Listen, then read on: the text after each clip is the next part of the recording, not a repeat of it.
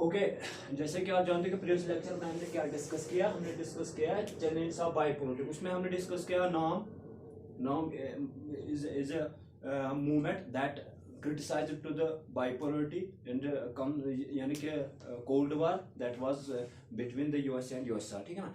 दूसरा जो चैलेंज आता है इसके सामने that is new international economic order, new international economic order. Okay, इसको समझने से पहले आपको क्या करना है, आपको वर्ल्ड इकोनॉमी पे नजर होना चाहिए कि वर्ल्ड इकोनॉमिक ऑर्डर क्या होता है, क्योंकि it wants to reform the world economic order.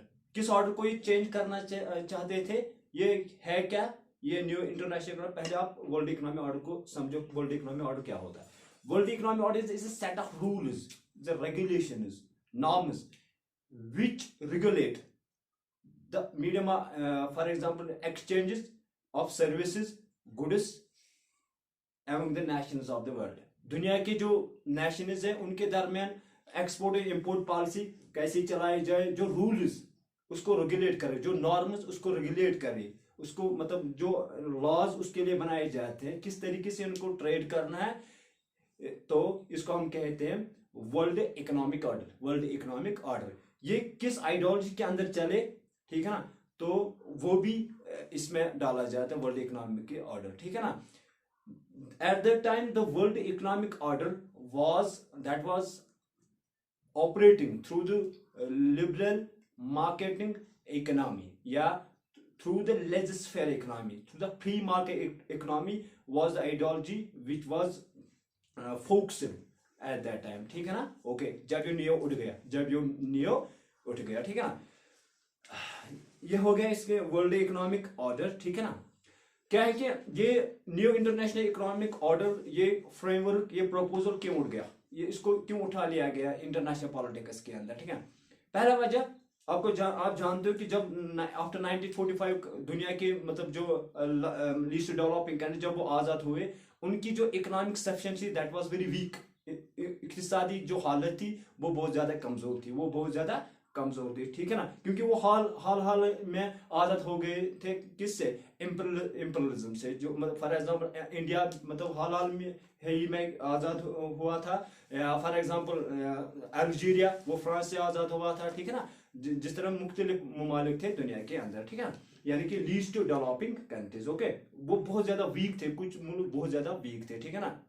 Okay, तो उन्होंने क्या सोचा, जो ऑर्डर चल रहा था, जो वर्ल्ड इकोनॉमिक ऑर्डर चल रहा था, जो वर्ल्ड ग्लोबल इकोनॉमिक गवर्नेंस चल रही थी, तो वो किस बुनियाद पे चल रही थी। उस वक्त क्या सिस्टम था, उस वक्त इन ममालिकों ने या अमेरिका ने, मतलब अमेरिका ब्रिटेन ने, उन्होंने मतलब कुछ इंस्टीट्यूशंस बना दिए ताकि वर्ल्ड जो इकोनॉमिक सिस्टम है ये उसको हम चलाए।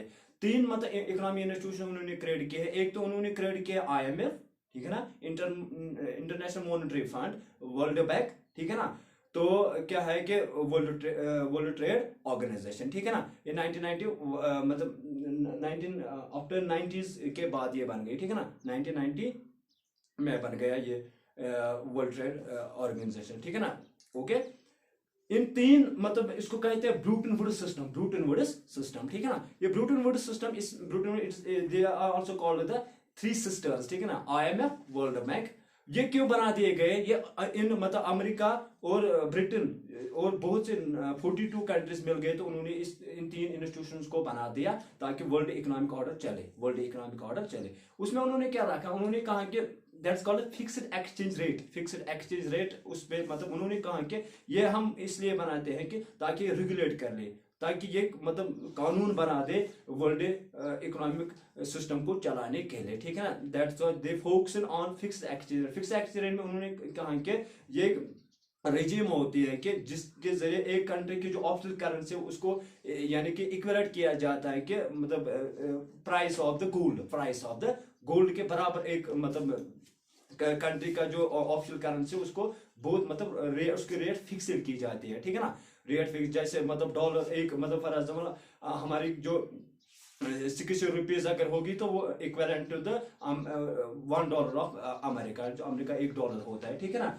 ओके, तो इस दौरान क्या था कि अमेरिका का मतलब दबदब चल रहा था किसके, वर्ल्ड इकोनॉमी के ऊपर, ठीक ना, 20th सेंचुरी में। 20th century is called the, that's why 20th century is called the American century, उसको अमेरिकन सेंचुरी कहा जाता है। America was at its peak in terms of economy, economy की बुनियाद पे अमेरिका बहुत ज्यादा तेज चल रहा था, ठीक है ना।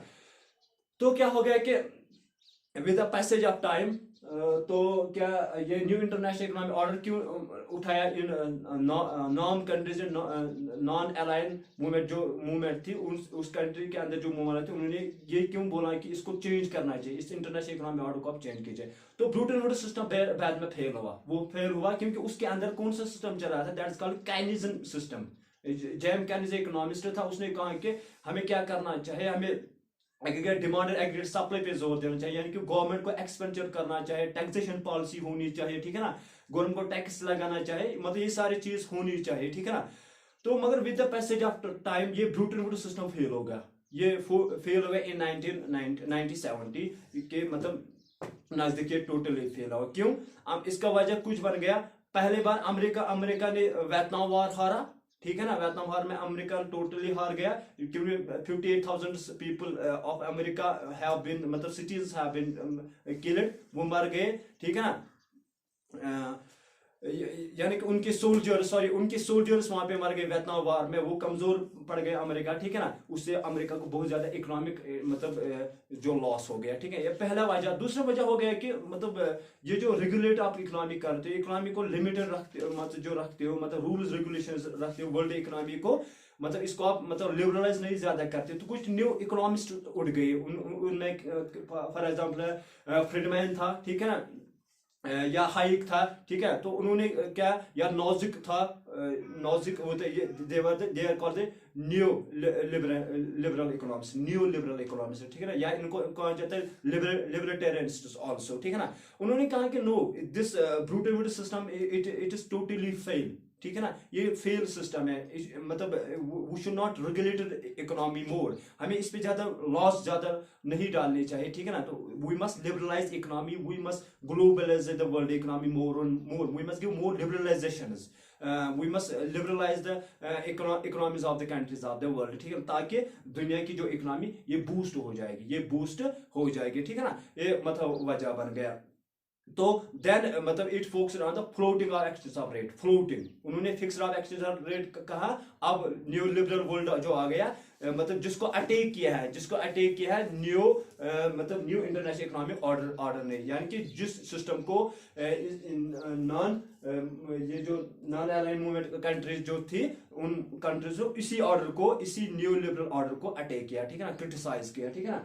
तो उन्होंने कहा कि floating exchange of rate, total economy, world economy must be क्या, it must be totally liberalised, there must be globalisation, ठीक है ना, there must be globalisation, liberalisation, ठीक है ना, प्राइवेटाइजेशन।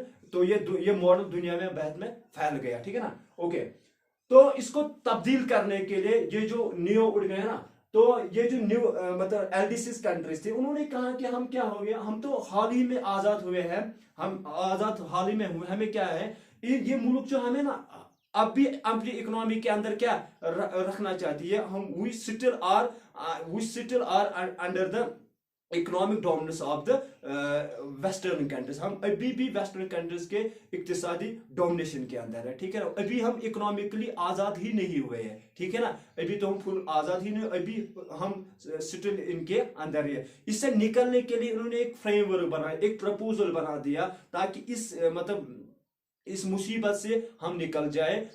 ये सोच रहे थे कौन, एलडीसीएस कंट्रीज, लीस्ट डेवलपिंग कंट्रीज, ये सोच रहे हम इनके मतलब शिकंजे से किसी न किसी तरह से निकलना चाहे। तो उन्होंने प्रपोजल, उन्होंने यूनाइटेड नेशंस जो नेशनल असेंबली थी, उसमें उन्होंने कहा कि हमें बचा लीजिए, ताकि क्योंकि इस मतलब वर्ल्ड ये जो present new liberal global order है, न्यू लिबरल इकोनॉमिक ऑर्डर है, ठीक है ना, इसमें कुछ रिफॉर्मेशन मतलब कीजिए ताकि हम बच जाएंगे, ठीक है ना। क्योंकि हमारे अंदर क्या है, हमारे अंदर जो इकोनॉमिक रिसोर्सेज हैं, ताकि हमें उन पे कंट्रोल दीजिए, हम खुद उनको यूटिलाइज करना चाहते हैं, ठीक है ना। तो 1970 में क्या हो गया है कि United Nations conference on trade and development हो गई। उन्होंने एक रिपोर्ट डाला है, क्या रिपोर्ट डाला, उस रिपोर्ट का नाम था towards a new trade policy for development. नई ट्रेड पॉलिसी लानी है, किसके लिए, डेवलपमेंट के लिए। ताकि वो दुनिया में सारे ममालिक के लिए वो फायदेमंद रहे, यानी कि इक्वल रहे, ताकि एक मुल्क मतलब ज्यादा तरक्की याफ्ता ना बने और दूसरा मुल्क क्या वो मतलब दब ना जाए इस पॉलिसी के अंदर के, क्योंकि हम इसके अंदर चेंज लाएंगे, इसके अंदर चेंज लाएंगे। अच्छा, 1970 में ये उठ गया, ये इनिशिएटिव उठा लिया गया इन यूएन जनरल असेंबली के अंदर, ठीक है ना, क्योंकि सिक्योरिटी काउंसिल के अंदर ये नहीं उठाया जा सकता, क्योंकि वहां पे दबदबा होता है किन का, मतलब पावरफुल मुल्कों का, अमेरिका का, ब्रिटेन का, फ्रांस का, ठीक है ना। तो ये न्यू इंटरनेशनल इकोनॉमिक ऑर्डर उड़ गया कब, 1970, ठीक है ना। ये क्या है, पहले इसकी डेफिनेशन पे आप जाइए, क्या है, remember all this words that have been said by me, ठीक है ना, ताकि आप इस कॉन्सेप्ट को समझोगे। ये very broad, it is very broad concept, because we have to talk under this concept about first about the international world economy, international world economy, ठीक है ना। ये कॉन्सेप्ट है क्या, या पहले इसको समझने से पहले आपको क्या करना, व्हाट आर द कॉजेज, ये क्यों उड़ गया न्यू इंटरनेशनल इकोनॉमी, क्यों उड़ गया। पहले उन्होंने कहा there is a gap between north and south countries, ये नॉर्थ एंड साउथ कंट्रीज के दरमियान एक गैप है। क्या गैप है, इकोनॉमिक गैप है, इकोनॉमिक बहुत ज्यादा गैप है। क्या क्या गैप, दुनिया की इन्होंने आर्ग्यू दिया है, इन्होंने कहा कि 70% population of the world lives in south countries, यानी कि इंडिया, पाकिस्तान, बांग्लादेश, भूटान, अल्जीरिया, मतलब ये जो साउथ अफ्रीकन कंट्रीज, इनके अंदर 70% पॉपुलेशन रहती है दुनिया की, मगर 30% इनकम ये मतलब चली जाते हैं इन मुल्कों के अंदर, 30%। वाइस वर्सा, अगर इसी तरीके से अगर देखेंगे तो as compare to developed countries, as come to western countries, जिसको कहा जाता है इन पॉलिटिकल साइंस नॉर्थ में क्या है कि वहां पे 30% लोग रहते हैं, 30% पॉपुलेशन रहते हैं दुनिया की, कहां पे, वेस्टर्न वर्ल्ड में। तो वहां पे क्या है, मगर वो 70% इनकम वहां जाती है। इन्होंने कहा there is a gap between north and south, इसीलिए इन्होंने कहा कि इसको रिफॉर्म कीजिए, इस न्यू वर्ल्ड ऑर्डर को रिफॉर्म कीजिए। सेकंड ये वजह हो गया है कि जो डोमिनेंस थी, क्या थी, डोमिनेंस ये थी कि मल्टीनेशनल कॉर्पोरेशन जो थी, मल्टीनेशनल कॉर्पोरेशन थी, वो मतलब उनका जो मतलब मैनहेनेस है, उनकी जो डोमिनेशन है साउथ कंट्रीज में, उन्होंने कहा कि इनका डोमिनेंस दिन पर दिन बढ़ता जा रहा है और हमारे इंटर कॉन्फ्लिक्ट्स बढ़ते हैं, डोमेस्टिक कॉन्फ्लिक्ट्स, तो हमें क्या करना चाहिए, इन पे कंट्रोल करना चाहिए, ठीक है ना। तीसरा क्या है, ओके, ये न्यू इंटरनेशनल इकोनॉमिक ऑर्डर क्या है, पहले आप इसकी डेफिनेशन पे जाइए, ठीक है। New international economic order, it's a proposal, ये एक प्रपोजल है, ये एक फ्रेमवर्क है, made by LDCs, made by least developing countries, उन्होंने इसको बना दिया, और नेम कंट्रीज आप याद रख सकते हो, to reform in the liberal economic order, liberal economic order, जो ग्लोबलाइजेशन की बुनियाद पे काम करता है, जो after the fail of the Bretton system में वजूद में आया, which is based on inequality. इन्होंने कहा ये इनइक्वालिटी के बुनियाद पे है, क्योंकि ये ज्यादा फायदा देता है किनको, डेवलप्ड कंट्रीज को, वेस्टर्न कंट्रीज, नॉर्थ कंट्रीज को, उनको ये ज्यादा मतलब ये अमेरिका को, ब्रिटेन को, फ्रांस को, ठीक है ना, ऑस्ट्रेलिया को, ठीक है ना, नीदरलैंड को, या ये इन कंट्रीज को ज्यादा फायदा पहुंचाता और हमें नहीं, डेवलप कंट्रीज को नहीं पहुंचाता। Go that means it must B, it was a framework, new international economy, it was a framework, it was a proposal made by the developing countries to reform in the present market world economy या neoliberal economy को change, इसके rules, इसके regulations को change करना है, ठीक है ना, इसको चेंज करना चाहिए, ताकि it will become most useful for the developing countries as well as for the developed country, यानी कि हमारे लिए और आप लोगों के लिए भी क्या फायदेमंद बन जाए, ठीक है ना। अब अगर हम इसकी थीम्स पे जाएंगे, वो हम डिस्कस करेंगे इसका मकसद क्या है, इसका मोटिव क्या था, ठीक है ना।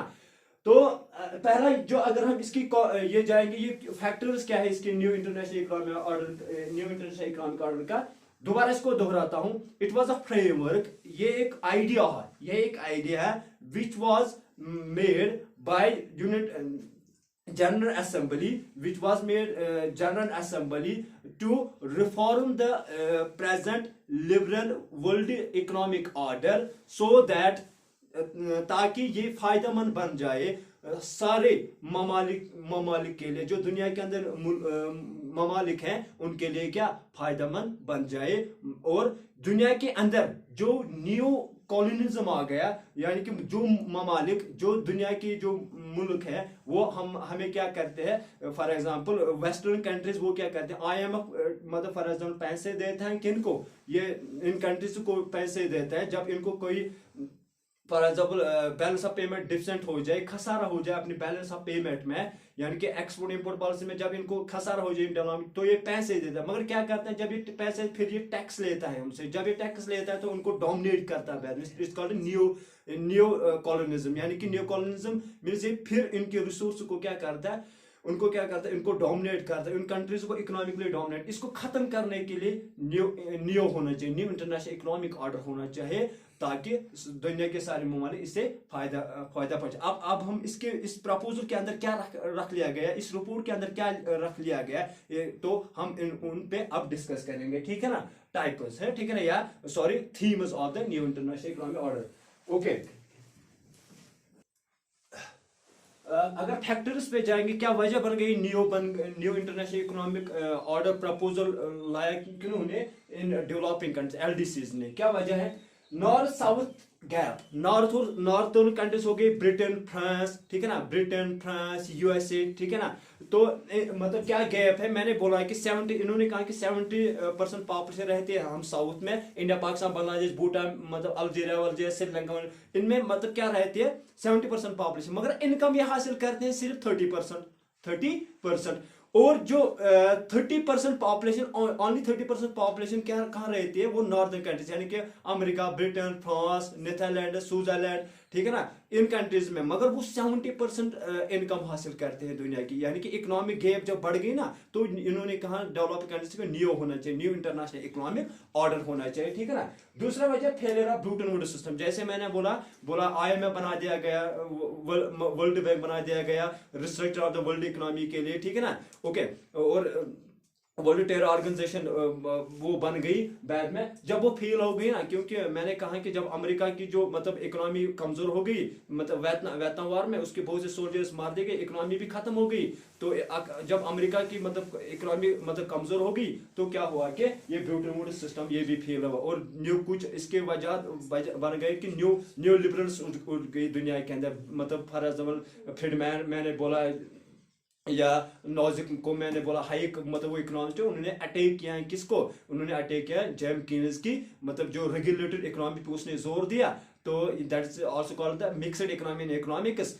तो उस पे उन्होंने अटैक किया, उन्होंने कहा कि no it is not fruitful for the world economy, या it is not fruitful for the मतलब in the economy of the any country, ठीक है। तो ये जब फेल हुआ था, न्यू ने कहा कि नहीं, अब मतलब ये इंटरनेशनल इंस्टीट्यूशन ये भी मतलब कमजोर पड़ गई, इन्होंने डिरेगुलेशन पे ज्यादा जोर दिया रादर देन रेगुलेशन। तो हमें क्या करना है, न्यू इंटरनेशनल इकोनॉमिक ऑर्डर होने, ताकि रेगुलेशन हो जाए किसके अंदर, वर्ल्ड इकोनॉमी के अंदर, ठीक है ना। थर्ड कॉज जो बन गया न्यू कॉलोनिज्म, इन्होंने कहा कि न्यू कॉलोनिज्म उड़ गया, इन्होंने कहा कि ये जो डेवलप्ड कंट्रीज है ना, ये हमारे रॉ मटेरियल ले जाते हैं यहाँ से जब रॉ मटेरियल ले जाते हैं, फिर ये मैन्युफैक्चर करते हैं गुड्स को, जब चीजों को वहां से बना, जब हमारी मार्केट इनके लिए खुला रहता है, तो ये क्या करते हैं, हमारी रॉ मटेरियल से ये चीजें बनाते हैं, फिर हमें क्या करते हैं, फिर हमें देते हैं मतलब एट द हाईएस्ट रेट पे, हाईएस्ट प्राइस पे, तो हमारी एक्सप्लॉइटेशन हो जाती है दिन ब दिन, ठीक है ना, हम एक्सप्लॉइट किए जा रहे हैं दिन ब दिन, यानी कि हम अभी आजाद नहीं हो, हमारे ऊपर न्यू इंपीरियलिज्म चला जाए, न्यू कॉलोनिज्म चला जाए, हमारे रिसोर्स एक्सप्लॉइट किए जा रहे इनडायरेक्ट, और हमें दिन ब दिन हमारी इकोनॉमी दिन ब दिन कमजोर होती जा रही है, तो इससे हमें नुकसान हो जाता है, और हम न्यू करेंगे, यानी कि न्यू इंटरनेशनल इकोनॉमिक ऑर्डर होना चाहिए, इसको चेंज करना चाहिए इस वर्ल्ड इकोनॉमिक ऑर्डर को, क्योंकि ये इनइक्वालिटी के बुनियाद पे है, ये there is anarchism in it, anarchism हो गई कि मतलब there is no lawlessness in it, यहाँ पे कोई मतलब लॉ है ही नहीं, जो मुल्क जितना ताकतवर मुल्क है इकोनॉमिकली जितना, उतना वो डोमिनेट करता है international economic institution. For example international monetary fund का मतलब ऑफिस है वाशिंगटन DC में, अमेरिका क्या करता था, अमेरिका कि जो मुल्क उसको ज्यादा पैसे देता है ना, मतलब उसको मतलब वहां पे होल्ड करने के लिए, वो उसी मुल्क का ज्यादा वहां पे दबदबा रहता है उस इंस्टीट्यूशन में। तो अमेरिका इसको ज्यादा सप्लाई देता है पैसों का। तो फिर वो अमेरिका खुद ही चाहता है किस मुल्क को कितने पैसे देना है, किस डेवलपिंग कंट्री को कितने पैसे देना है, और किसको मतलब कितना नहीं देना है, ठीक है ना। तो उसको डोमिनेट करता है। तो इन न्यू न्यू कंट्रीज ने कहा, क्या कहा है, ये न्यू मतलब पोस्ट कॉलोनी कंट्रीज ने, इन्होंने क्या कहा, पर इंडिया पाकिस्तान बांग्लादेश इन मुल्कों ने कहा कि नहीं, इसमें रेगुलेशन होनी चाहिए, इसमें मतलब रिफॉर्मेशन होनी चाहिए, ठीक है ना। चलो अब हम इसकी थीम्स पे जाएंगे। इसके थीम्स क्या थे, इसके मकसद क्या थे न्यू। अब आप लोगों ने समझा कि it was only idea to criticise the new world economic order, ताकि इसको एक मतलब फ्रूटफुल सिस्टम बनाया जाए, ताकि ये मतलब developing country means India Pakistan Bangladesh Bhutan Maldives Algeria, इनके लिए भी फायदेमंद रह जाए, क्योंकि इसमें इनजस्ट है। अब देखेंगे हम इसके मतलब थीम्स क्या है, इसके मकसद क्या थे। ओके ओके अब मैं इसको थोड़ा रिकेप करता हूँ कि मतलब जो फ्यूचर में जो दूसरा मतलब लेक्चर आएगा इनसे इसी पे आ जाएगा, क्योंकि ये थोड़ा ब्रॉड कंसेप्ट है, ताकि आप इसको अच्छी तरीके से समझोगे, ठीक है ना। तो मतलब आपको लग रहा है कि छोटे छोटे कंसेप्ट से आपको इसीलिए अच्छी तरीके से याद रहेंगे, इसलिए इसको मतलब मतलब एग्जाम में अच्छी पॉइंट्स भी आएंगे, मतलब मार्क्स भी अच्छे आएंगे, ताकि जब आप इसको अच्छी तरीके से समझोगे, अच्छी तरीके से लिखोगे, ठीक है ना। ओके तो मतलब इसको मैं रिकेप करता हूँ। दूसरे लेक्चर में हम क्या करेंगे, थीम्स, इसके थीम्स बोलेंगे, इसका मोटिव क्या था, ठीक है ना, ये क्या कह रहा था तो टोटल में, ठीक है ना। अब मैं रिकेप करता हूँ। ये 1970 में मतलब ये उड़ गया, ये न्यू इंटरनेशनल इकोनॉमिक ऑर्डर, क्योंकि जब यूएनओ ने जो यूएनओ का के जो रिपोर्ट था उन्होंने पेश किया है 1970 में, ठीक है ना। यूनाइटेड नेशन जो ट्रेड फ्री ट्रेड मतलब जो आ गए वो कॉन्फ्रेंस आते हैं यूएनओ की, तो उसने उन्हें रिपोर्ट दिया है न्यू मतलब policy for trade and development के लिए जो रिपोर्ट उन्होंने दिया, तो उसमें उन्होंने क्या कहा है कि इसमें रिफॉर्मेशन होनी चाहिए, ठीक है ना, इस न्यू लिबरल वर्ल्ड ऑर्डर में, क्योंकि ये इनइक्वालिटी के बुनियाद पे इसमें इनजस्ट है, क्योंकि इसमें इकोनॉमिक गैप हो रही है दिन ब दिन, किन मतलब बढ़ती जा रही है। डेवलपिंग कंट्रीज क्या हो रहे हैं, उनको उनको दिन ब दिन वो कमजोर हो रहे हैं इकोनॉमिकली, और डेवलप्ड कंट्रीज दिन ब दिन क्या हो रहे हैं मतलब तरक्की याफ्ते। इसको खत्म करने के लिए हमें इसमें रिफॉर्मेशन लानी चाहिए। फिर उन्होंने किन किन चीज़ों का डिमांड किया है वो हम पढ़ेंगे फ्यूचर मतलब दूसरे लेक्चर के अंदर, themes of new international economic order. I hope you might have understood this concept. Okay, thank you, have a nice day.